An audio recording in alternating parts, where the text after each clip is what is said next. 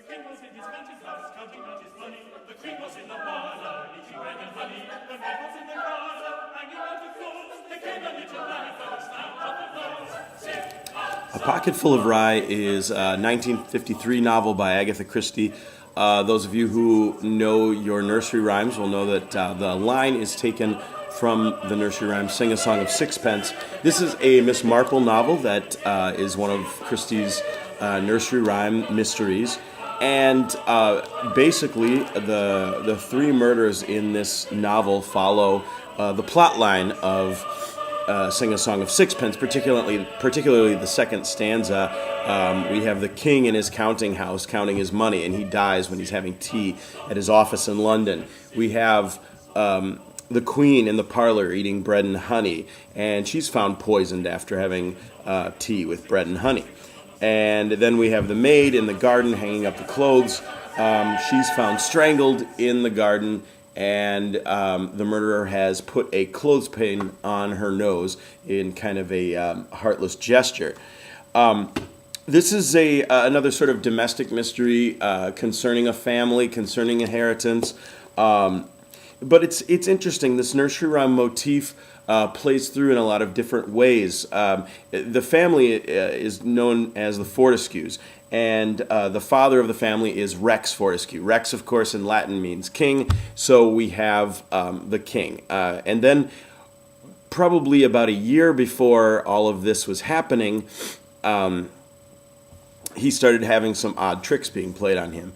For example, he is about to dig into a meat pie, and he cuts into it, and someone has stuffed it full of dead blackbirds that are rotting. And it's kind of this revolting experience for him. He also, when he is found, Rex is found with some grains of rye in his pocket. Miss Marple gets involved because she happens to know and is acquainted with the maid, Gladys, who ends up being strangled in the garden. And so Christie goes there Miss Marple goes there to kind of unravel this mystery. Another motif that we have running through the novel is, or rather a reference, I guess, would be Arthurian legend. The children of Rex Fortescue are all named after characters from Morte d'Arthur or Idylls of the King, whichever Arthurian legend you've read. The oldest son is Percival, who was one of King Arthur's knights who was on a quest for the Holy Grail. We also have Lancelot, who is kind of he's the son of Rex, who's kind of the black sheep of the family, and who's away in Kenya at the time of the murder of his father. And of course, Lancelot was famous for his love affair with Queen Guinevere. And then they have a younger sister named Elaine. Elaine is probably most notable in Arthurian legend in the poem The Lady of Shalott. She's a character who pines away and dies for love of Sir Lancelot.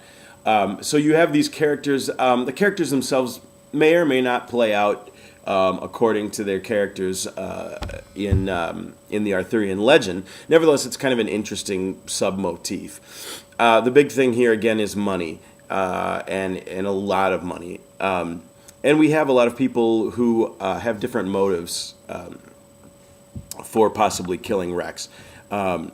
This novel, the solution is very satisfying. I think, again, the nursery rhyme motif works very well, and kind of holds our interest, because by the time the number one suspect, who is the queen, the wife of Rex Fortescue, Adele, is murdered, then we kind of make the next logical jump and think, oh no, that the maid is going to be killed next, and she goes missing. So there's some nice suspense built up based on our understanding of the poem, and the solution is very satisfying as well. Christie pulls a nice surprise at the end, and I think there's kind of a bittersweet ending with a letter that is sent to Miss Marple at the end. So I highly recommend it. I give it a 4 out of 5. The next novel I'll be reading is Destination Unknown.